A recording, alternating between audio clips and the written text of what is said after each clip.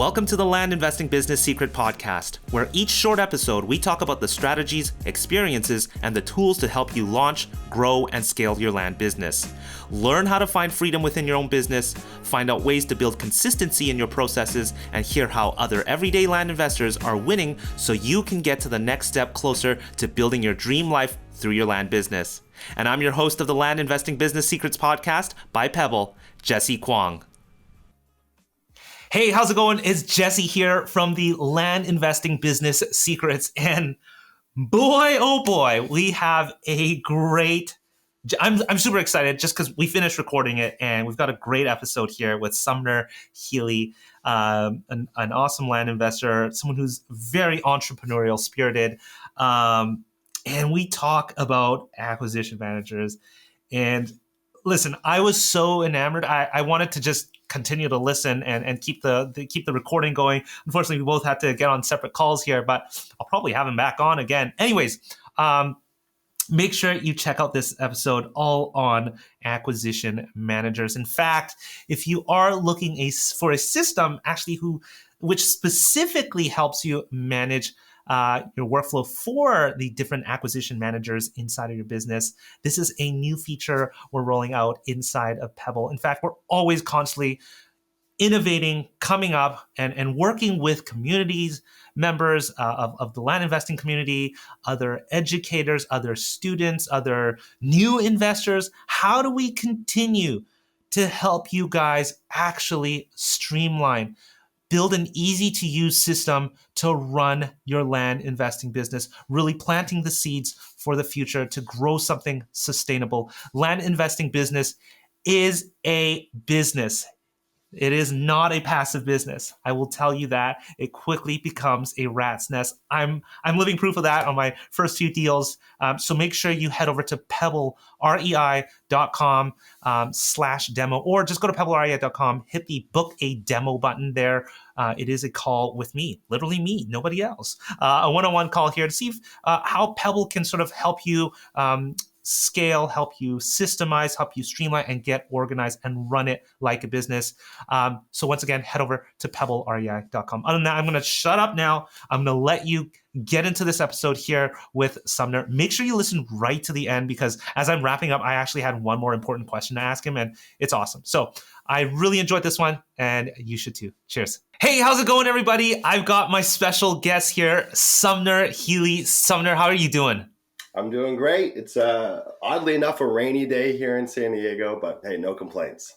I didn't know you were out in San Diego. Oh, yeah. Shoot. I was there not too long ago. Should have hit you up at that time. Yeah.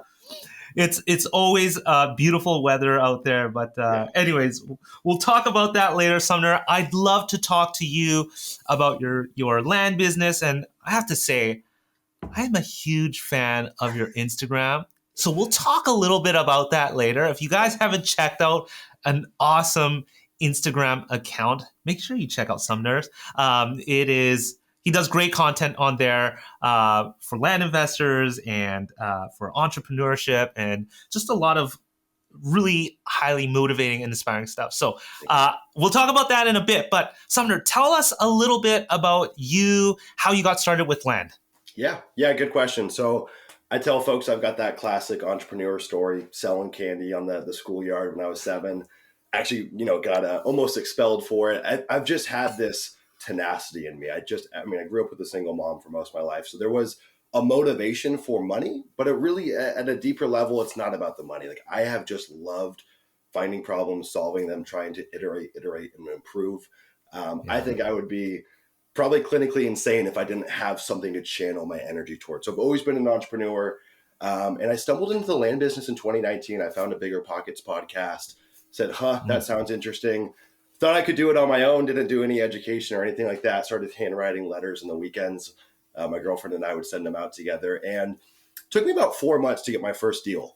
But I had a few close calls up in like Northern Nevada, and nothing pulled through. And then finally I got my first deal out in Nye County in Pahrump, just west of Las Vegas. Most land investors are probably familiar with that. First deal, bought it for a little over $1,000, sold it for $3,000. And I was off to the races, man. I was hooked. First year we did 60 some odd deals, Second year, we did 250 acquisitions to about 225 sales. And this year, we've gone way up markets. We're doing a lot of higher quality deals. I think that's really where the best opportunity is in the land business. Still pretty big volume. We did 142 sales this year, but the majority of those were cash sales. So back in the day, we were doing the classic owner finance model. Sure. Now we're much more cash heavy, although I think that might change in the upcoming recession, right? Like I think owner financing is a tool in our tool belt. We don't always get to say when we get to use it. Sometimes it's a necessity. But this year I we did like a that. little over $3 million in sales. And so there's lots of cool stuff in the pipeline that we can talk about throughout the rest of this call. But yeah, I'm hooked. I am addicted to everything land. I love the land business. I grew up in a super rural part of California too, in Big Sur, California. And so owning land was it was commonplace. Like that was the status symbol. You made it. Oh, you own 40 acres. Like you're doing good, right? And so I've always liked land, but the business side of it with land, oh, it's the best. Hooked. I love that. Now, Sumner, you've obviously done really well for yourself to see where you come from, and that is super awesome to see. But I want to talk, you mentioned about those 4 months. Now, there's some things we want to cover about today, but I want to talk about those 4 months. Like those 4 months you mentioned, you didn't get a deal. Yeah. That can be really hard to navigate for a lot of people. A lot of momentum is lost at that point. What was going on? How were you pacing yourself? How did you pull through the 4 months? Yeah, it's a good question. I mean, in some ways it was a bit of a blessing because there was a lot of false starts, right? Like, so it wasn't necessarily a lead flow problem. I was getting leads. I just couldn't convert them. And I had previous businesses in the past, and I knew that, well, if I'm getting inbound leads, the conversion issue is on my side. And so eventually that will get remedied. So I had a little more perspective than I think that some newer land investors have. And now that we've started coaching land investors, I've seen that this is it is the point that gets so many people tripped up, because those first 90 days in your land business, you're making an investment into your business, operations, marketing, software stack. It's going to cost money, and you're not going to see jack squat for about 3 months, right? And I always tell people, like, even once you're scaled up in this business, the dollars that I reap, 4 months from now comes from the seeds that I've planted today. There's such a latency in this business, especially if you're using direct mail. That can be hard for people to get their heads around, right? So I was a bit lucky because I knew I was getting leads. I had some false starts, but I had trepidation for sure. I think my biggest trepidation was I was getting these leads inbound to me. I didn't know what these properties were worth. I had no idea how to comp the properties. I knew how to get inbound leads by sending letters, but I would get these leads in. And I'm like, you know what? It's 5 acres, $200 an acre sounds like a good deal. I probably can't lose on that. And I got lucky. Like I made money in my first few deals, but I tell folks, like, those first few deals, you just need to get momentum. Don't think about your first 10 deals as like a profit center. You're getting a proof of concept, you're getting momentum, and then you make money. I was lucky enough to make money, but yeah, that was the first 90 days is no man's land. It's very, very intimidating because you don't get much coming back to you. I think that's a really good way to put it. And you mentioning, you planted the seeds early on and you didn't really reap the benefits until later. The deal cycle for land can be a little bit unexpected. I think a lot of people are told otherwise, especially in this current market right now. We're seeing longer and longer deal cycles. So that's really great to hear. I mean, you went through that early on. That's something I also went through. I lucked out early on, but I also went through, a little bit of a lull for a while. So totally get what you're saying here. I wanted the listeners to really hear that. And now, one of the things that I know is really important to you are having acquisition managers in your land business. Yeah. And I want to talk a little bit about that. So let me ask you this. What does a land acquisition manager do exactly? Yeah.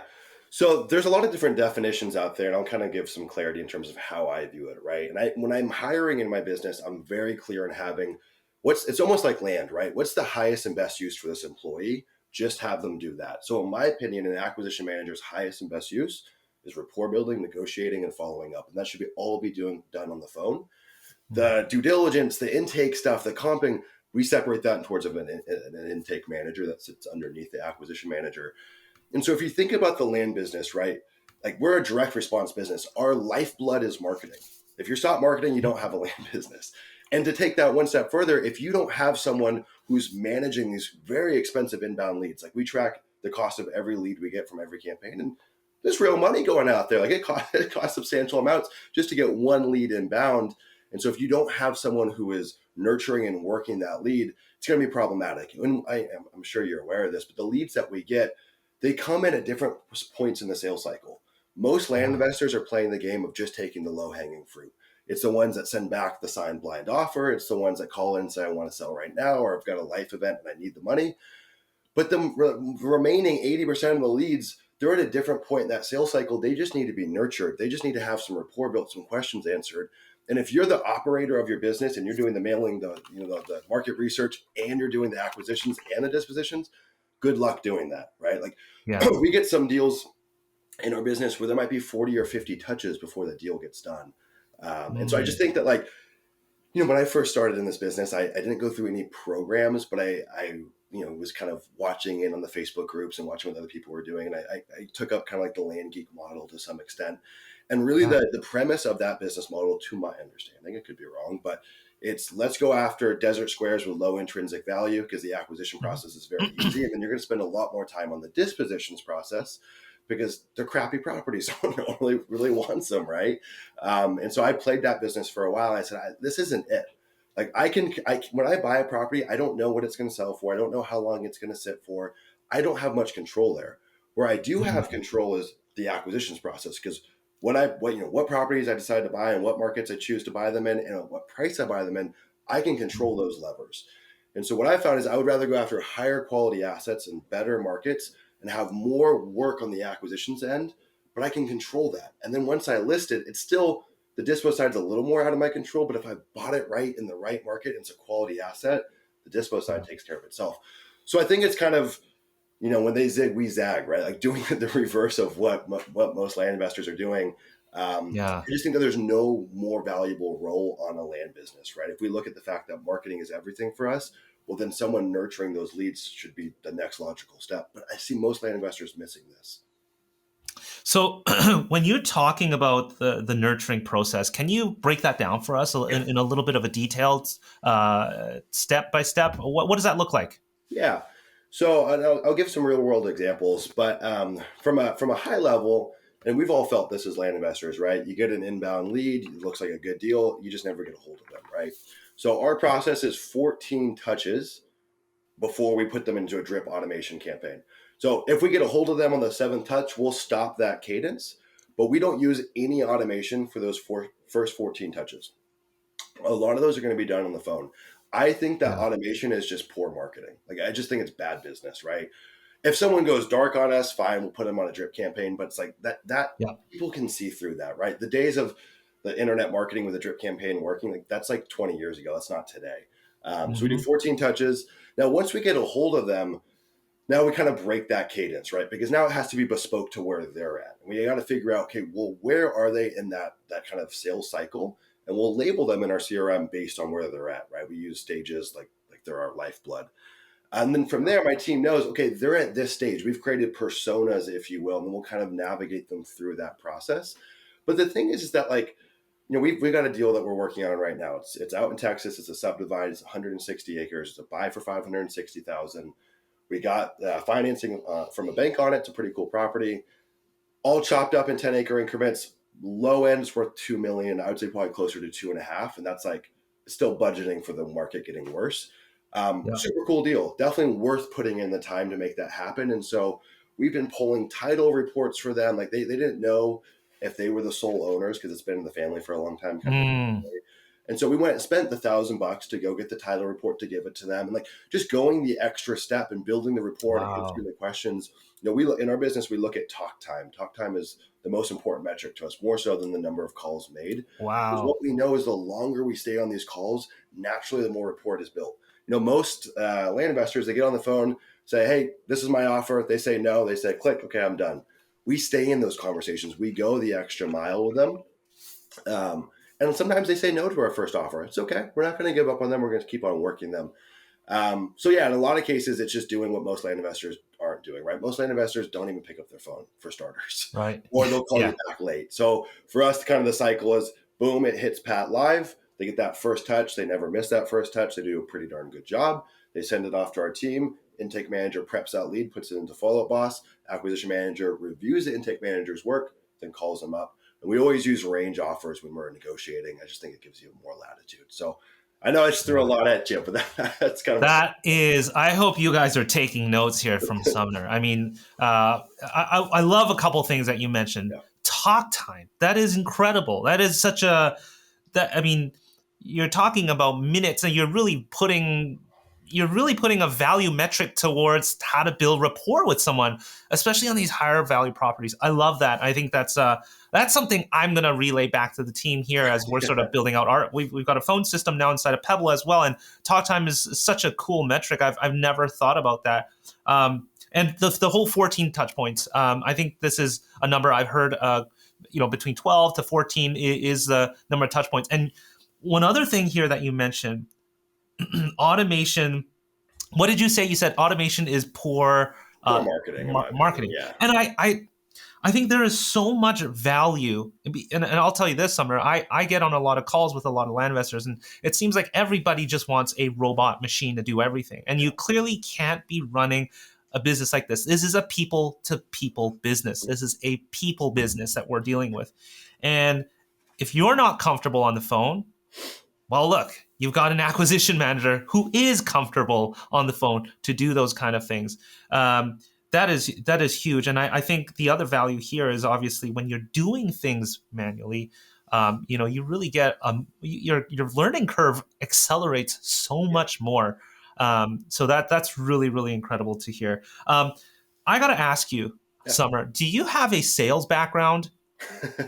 I do, yeah, yeah. So I've only worked one corporate job my whole life. It was a sales Yeah. role. Okay. Despised it, but yeah, I mean, I think if you've been an entrepreneur for any length of time, like whether you realize it or not, you're going to develop that sales ability. Yeah. And Yeah. if I looked at my entrepreneurial skill set, that's probably like that, and just having a bias towards action, I think are the only two things I really do Yeah. well. And then the Yeah. rest, I'm like delegate, delegate, delegate, find someone better than me. But yeah, a little And bit then of that's sales background.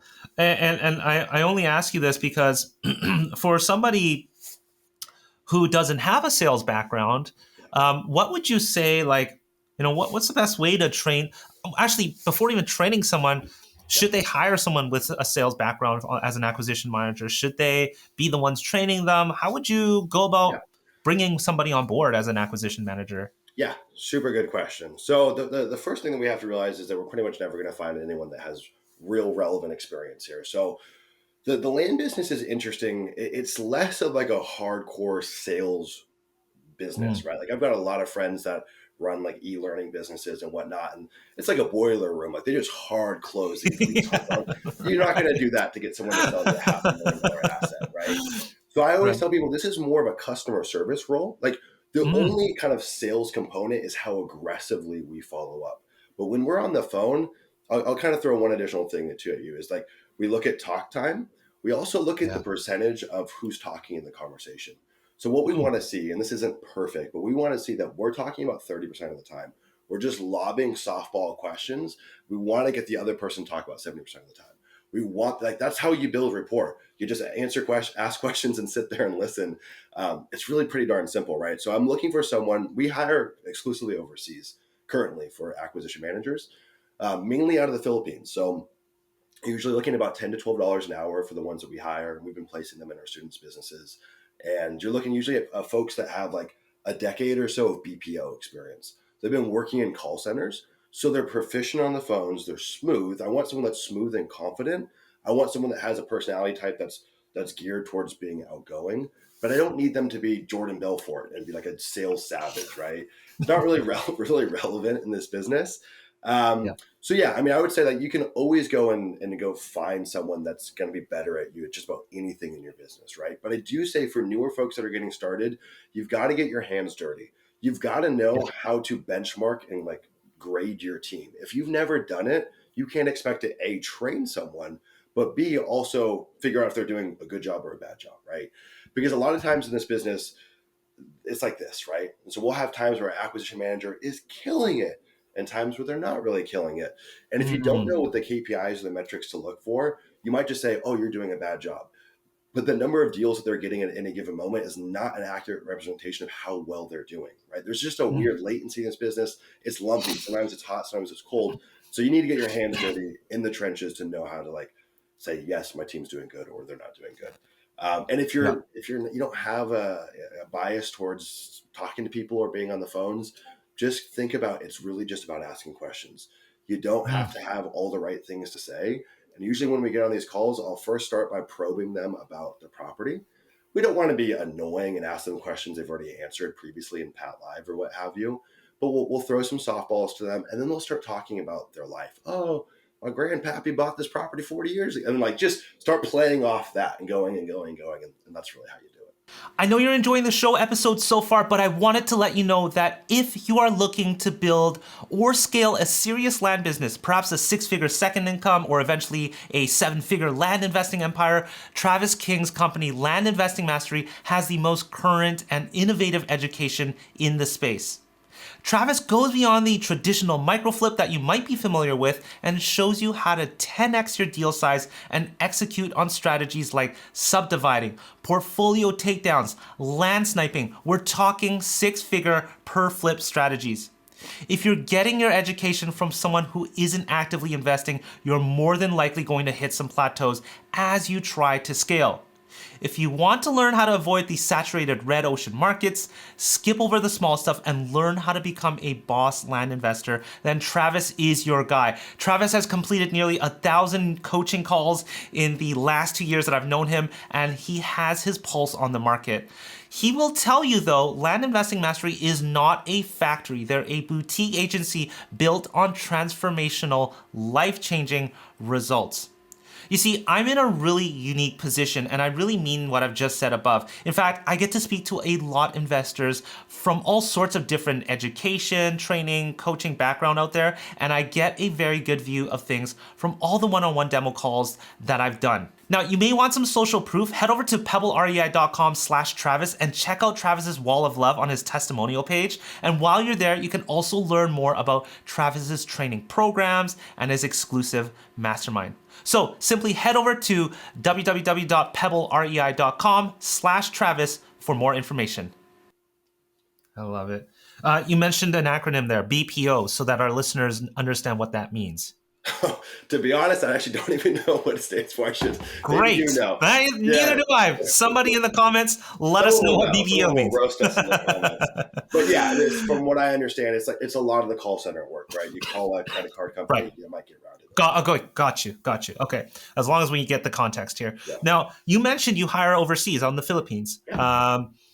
A lot of people might feel a little bit reserved about that. Accents, cultural Yeah. differences. I've heard it all. Yeah. Listen, my team, we've got some awesome people that we're now super close with on our team out in the Philippines. But tell us a little bit more about that. What are your thoughts? So, and Yeah. It's a good people question. talking Yeah, about I these kind mean, of on things. just a side note, I have a deep appreciation for Filipino culture. Like I've really loved the people that we've been building and kind of growing into our Yep. team. I Yeah. think we've got 7 or so folks that are in the Philippines. The rest are kind of scattered throughout the rest of the world. I'm actually going there in March to go meet the team in person, which is exciting. Oh, that's Um, awesome.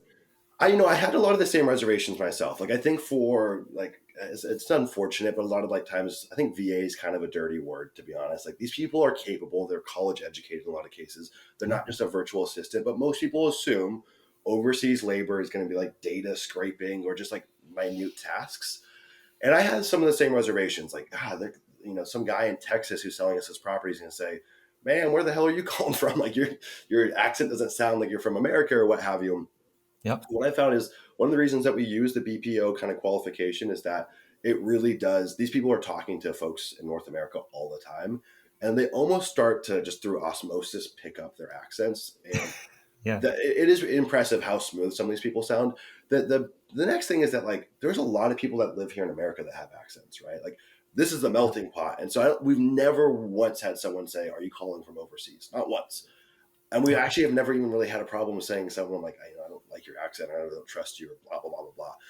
I'm sure it might happen, but we've had literally thousands of phone calls this year alone. It's not happened once. And this is just a common reservation. Now, the one thing that I have seen, it's not related to their background per se, you'd have the same issue here in America, is that the land business has its own lingo, right? And if they don't know how to speak the lingo, we have seen that blow up deals. Like we for whatever reason, some of the folks we've hired for the Philippines, they call a parcel of land an acre plot. It's like, no, Mm. no one knows what an acre plot is. That just sounds weird.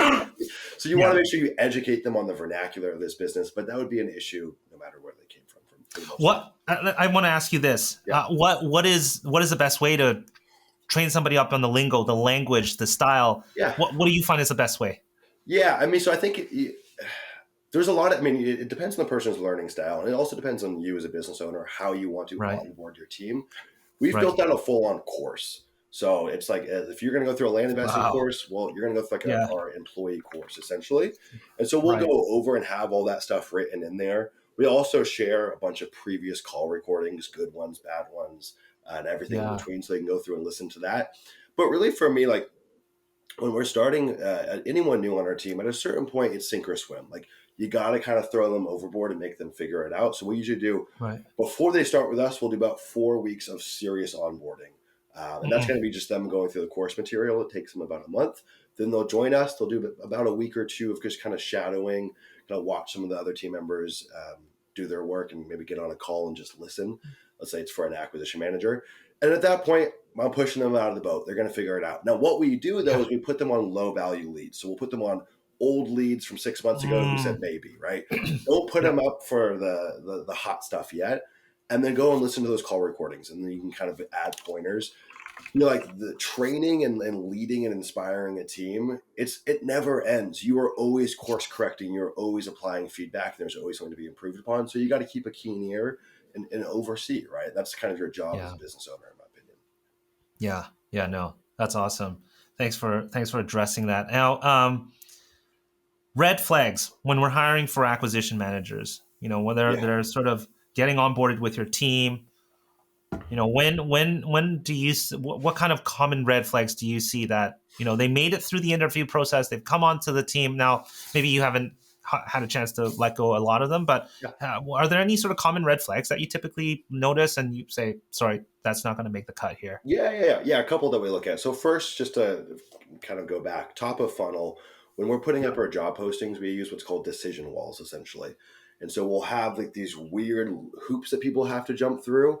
And if Yeah. they don't read the full listing, they'll miss them. And so we can instantly disqualify. I'm looking for someone, no matter what the role is, you got to have some level of attention to detail, right? Yeah. So that kind of helps weed out a lot of the folks. And we'll get people that send us an email, no subject line, and they just attach a resume. I'm like, what the heck is this? Can't do anything with that. So yeah, immediately disqualified. I think that helps us find a little more quality.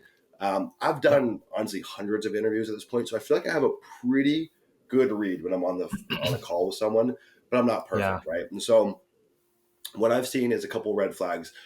I'm gonna make a generalization, but for a lot of overseas workers, and I do see this more so in the Philippines, it can be yes men. That yes, I can do this. Yes, I can do this. Yes, I can do this. And so Right. for pretty much anything that we're going to start them on, they're going to go through a pilot. So if we're bringing on an intake manager or even an acquisition manager, I might have them comp 50 properties in those first 4 weeks. I'll figure out if you're bluffing or not, right? And so usually we'll catch those problems beforehand. And I feel like I do a pretty good job of reassuring them, hey, look, this is a safe space. Like, if you really don't know how to do X, Y, and Z, I'm going to find out in a month. It'd be better if you just told me now. Because I do see this a lot. They want the job so badly. It's yes. Now, for me, the biggest red flag, the only time I've really had to let go of people is lying about hours, roughly, or not being on when they should be on. And that's a hard thing to track. I know there's some software tools out there that you can utilize. For us, we're a little more old school. We're really heavy in Slack. Like, our business lives and dies by Slack. And so two things I'm looking at: response time has to be 15 minutes or less. Slack is for immediate responses. Like, no reason it should take you 6 hours to Slack me back. And I'm going to look at to see if you're active on there. And that's the only issues we've had with having to let go of people. Never been necessarily about quality of work. I think we do a pretty good job of qualifying for that. It's maybe they're working multiple jobs, or they're just trying to pull the wool over your eyes. So we've had 2 folks that have fallen into that category that we've had to let go. But yeah, I mean, hiring, like, it's a reason it's the biggest problem for every business in every industry. It's not easy. That's why recruiters exist. Like, there's turnover, there's bad actors. It happens. You just kind of have to understand it's part of the process. Being a business owner and people, the people game is one of the hardest things to definitely crack. And I Yeah. think for a lot That's of land investors, they're like, I don't know why it is necessarily. I think that a lot of like the course creators and gurus out there kind of pitch this passive income side hustle for sure. lifestyle, right? Yes. And no one realizes Yes. that no, this is quite literally a business. I don't even know what a side hustle really is. Like Yeah. that's made up. This is a Yeah. business. You Yeah. gotta like Yeah. it takes time, it takes effort, and it takes building a It team. takes. And if you've been told otherwise, I'm sorry, it's just not true. So Yeah, yeah, yeah, yeah, exactly. I just spoke about that not too long ago on Instagram, but I want to ask you this, Sumner. yeah, The fact that you have an acquisition manager and you've got staff and you've got a chance to go above and beyond. Um, People might be thinking here, well, Sumner, I'm not doing the high value properties. yeah. Can I make? Is that sustainable for, the smaller properties that I'm dealing with? Good question. Yeah. So easy answer is pretty much no. I mean, it depends. Like there's a few different ways to skin the cat in the land business, and there's more Yeah, than what I'm going to list here. But these are kind of the common areas that people fall into. Okay, right? You've got first off, the owner finance people, right? They're yeah, mainly just going to be doing desert squares. It's cool because on paper the percentage return is crazy, and yeah. we've built up a huge owner finance portfolio from the beginning. But Mm, like the 25 grand or it's like 25 to 30 grand of what it spits out a month is still not enough to run our business, right? It's really mm, hard to reinvest into your business for growth if you only have that set amount coming in. So for that category, I'd say no for the most part. The second category is like the wholesalers, like the discount cash people that sell to other land investors. Mainly, those are going to be cheaper properties. Yes, I think you could pull it off there. Those guys yeah, might do like 400 deals in a year, but the spreads are pretty tight. But the third bucket, which is where we all live in, is going after quality assets and quality markets, front loading yeah. acquisitions, and doing lower volumes. Like most of the folks in our Mm, program, mm, they'll do like 40 to 50 deals a year, which I would consider pretty low volume. But what yeah, we know our numbers so well, like it really does not deviate much. And we've gone through dozens of students of our students' businesses and gone through and looked at their KPIs for 2022. It's crazy. right. 2,000 to 2,500 letters per deal that we do, Yeah, 15K average gross profit, 80% operating margins, $12,000 net per deal. And then once you know that, you're just solving for, well, how much money do I want to make? And then you just kind of plug in those numbers. Now, your operational expenses will go up as your team gets bigger and you do more deals. But I just yeah, don't think that, like, if you don't have a business model where you can get huge cash infusions into your business, really hard to reinvest for growth, right? hmm, So when I was hmm, running the owner finance business, yeah, I mean, 25K sounds like a lot, but it's like after everything, I was left with like 8 grand and I had like two yeah, VAs and I couldn't really invest in growth. Now we have right, deals that will be like, boom, 100K profit, 75K profit. And you get a few of those, it's like, oh, I can double down. I can bring a team on. So yeah, right. I think for most of the folks playing the small game, really hard to build a team. An Yeah, acquisition manager, it's not necessarily expensive. It's not cheap. At $12 an hour, which is pretty typical for us, you're looking at 19-20 a month, just in kind of like hard cost for salary. Is at right. 40 hours a week, and then we do quarterly commission. So on track earnings for them is about 40K a year if they max out their comp plan, which is definitely doable. But I would say hard to pull off if you're playing the smaller deal game. I Hmm, have conversations with newer land investors like literally every day, and I hear this a lot. There's this tendency to feel like small deals are safe. Small deals is where you should start at. You got to pay your dues. And I think that's BS. I don't know where that idea has come from, but you can do big deals from day one. We had a guy in our program, his first deal was a $500,000 property to subdivide in Texas or selling for $980,000. It's like you can start there because the reality is most land investors that are doing this at scale don't fund their own deals. It's the dirty little right. secret, right? And Yeah, so that means that you can go out there, find a great deal. That deal acts as your resume. If you're doing joint venture, that deal's your resume. You don't have to have done previous deals. Another land investor, another funder is going to see that. So that's great. Let's partner up on it. Now, once you get into more complex strategies for fundraising, like private notes with like promissory notes for private debt or stuff like that, yeah, you need a track record. But for most new land investors, sidestep the small deal stuff. Go after what matters, right? Selling a deal yeah. that nets you 20 grand could change your life and get you out of your job. And it's gonna be really hard to do with a smaller deal. So I think altogether we could just sidestep that. I think like myself, all our listeners are salivating to listen to you to continue. I'm just mesmerized by the numbers you're putting out there and the clarity you have on things and Thank your you, man. business and the way that you would want to operate, or you would want your community or your students to operate. Sumner, as we're sort of wrapping up on this episode here, I want to know, how can people engage with you? How can people work with you? You've already said this a few times. You've Yeah. got students. How can they reach you, and how do they work with you? Yeah, totally. It's a good question. So our website is landinvestor.co. .com wasn't available, unfortunately. So over there, you'll see our LEA program, so Land Investing Accelerator program. I think, in my opinion, that a course isn't quite enough to get someone started in this business unless you're just a real self-starter. I think that's a Mhm. rare breed, right? So it's a hybrid model. It's group coaching built around a course. So the course is ginormous. It's over 100 modules. And on the website, you can see every single module in there. You can even go watch the first module to see how it's structured. But we do twice weekly group coaching calls. We've got 2 additional assistant coaches in the program that work with our students in Discord. Because what we've seen is that, okay, someone's going to pick their first market. They need that like validation. Is this the right market? Is this a good idea? Same thing with deals. Sumner, I've got these 3 deals. Which one's a good deal here, right? And so getting that immediate feedback really, really helpful. And that's why we have guys. We actually have an interview going up on the channel next week. We got one of our early students who's actually now an assistant coach. First full year, 600K gross profit, did it an $80,000 net profit month in November. I'm like, that's uncommon results because we have an uncommon level of attention to detail for every student. So it's super intimate, right? Like we'll probably add, I don't know, 100 students in 2023, which might sound like a lot, but some of these other course creators, like they'll add way more than that. So it's Sure. intimate. Beyond that, though, I'm a big believer that like the land space is just desperately asking for high quality content, like free content, right? When I first got started, there was nothing out there. So I pump out content like no one's business, mainly on YouTube. I've been trying to figure out TikTok. I've been trying to figure out Instagram. Can't say I'm very good at it, but YouTube is our bread and butter. So if you just search Sumner Healy or landinvestor.co, you'll find us on there. We also have a free Discord group that you can come hang out in. I think we've got about 150 members in it. We launched it about 4 weeks ago. It's been super fun. So if you want to interact with me or anyone else, totally free to hang out in there, and it's a real blast. But yeah, that's pretty much it. I've been trying my best to put out consistent content. So we put out a few videos a week as of right now.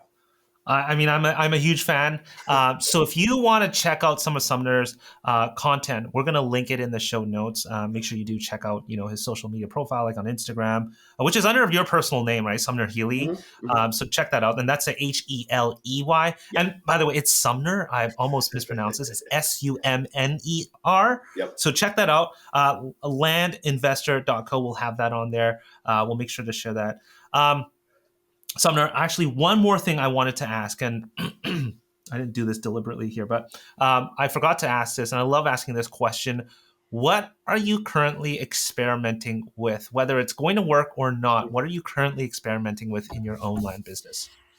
Dude, God, it's like that. That was the question that was just built for me. I always tell people I'm like a mad scientist. I'm always pilot testing or experimenting something. And when I do an experiment, Yes. I set a window, I set a budget, and then I review the results at the end. It's like the scientific method, right? Did this work? Okay, great. We're going to move forward with it. 12 months ago, we started doing texting. Same thing, it was an experiment, worked beautifully. Like we did hundreds and hundreds of $1,000s of profit from texting this year.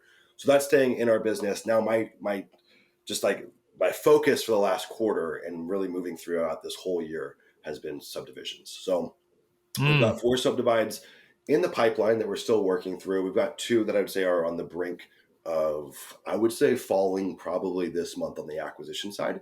One of them is that $560,000 purchase. One of them is $1 million purchase, both in Texas, both about 160 acres and 200 acres, chopping them up into 10-acre increments. And that second one's probably worth about $2.5 million. So the spread's not as crazy as the first one. But this has been a really interesting process for us. It's been learning a new sales cycle. These deals take a lot longer. It's a lot more money at stake. There's usually more decision makers involved, and so it takes longer. Understanding how to actually build out the kind of underwriting for a deal like this has been different. Working with these third-party contractors like surveyors and engineers and all that stuff. Mhm. Getting familiar with how the city works, the county works, and figuring out their process. And on top of it, what's been really fascinating is we've been securing bank debt for these deals, which everyone talks Wow. about. You can't get a mortgage on land; that's impossible. It's actually pretty straightforward. I mean, it's a lot of work with like personal financial statements and balance sheets, and that first time around is a pain in the butt. But once you do, it's pretty easy. And so like we're getting loans that are 25% down, so 75% loan to value, interest rates like in the 7%, 8% range, so not too shabby. And for a lot of these, they're giving us more than what the purchase price is to make improvements. So for some of these properties, we're cutting in roads, drilling wells, pulling power. So really my focus moving forward is how can I figure out the game of adding value to land? It doesn't just have to be subdividing, but I think there's a real opportunity to be a value creator. And just instead of a guy that's just playing the arbitrage game, which is profitable, but if I want to get to the 8-figure mark and beyond, it has to be through value add, in my opinion. Now, like I said before, those first few deals are not about making money. I just got to learn the process. And right now I'm still a student. So that's my focus. I think about it every hour of every day. I love that. I think people have to realize in this space, we are business owners, we are founders, we are entrepreneurs. And the beautiful thing really is we can be mad scientists. We can be testing and trying different things. And I think it's one of those things that does get glazed over a lot of times. And I'm hoping someone like you, Sumner, you can continue to spread the word of experimenting. Nonetheless, here, Sumner, we very much appreciate your time. I know you've got some personal life plans coming up here as we're excited for you. So make sure you do check out his journey on that. Sumner, thanks very much for coming on to the Land Investing Business Secrets podcast here. Pleasure having you on here. Yeah, I really enjoyed it. I got to say one thing before I hop off here. I'm pretty sure you were the first investment I ever made in the land business. And what I mean by that, I had this belief that I needed a website immediately, which I think you could wait a little bit. But I purchased the WP engine setup or whatever it was. I forget, years ago. I remember that. Yeah. But yeah, you got me a lot of business through that. So I appreciate you. I appreciate all you're doing with Pebble and all the, you're like one of the few innovators in this space. And I really respect that. So it's been super fun. I appreciate that, Sumner. Thanks for coming on the show again. Yeah. Cheers. Before you stop this episode or hit the next episode, I want to personally thank you for listening to this episode of the Land Investing Business Secrets podcast by Pebble. If you found this helpful, we'd greatly appreciate any awesome reviews and ratings on whichever platform you are listening to this on. And if you have 2 minutes and wanted to step it up even more and help others, feel free to share this in other Facebook groups or pages or any communities, giving others a heads up of the Land Investing Business Secrets podcast or the specific episode that may help them on their land investing journey. Once again, thanks so much for listening and catch you on our next episode.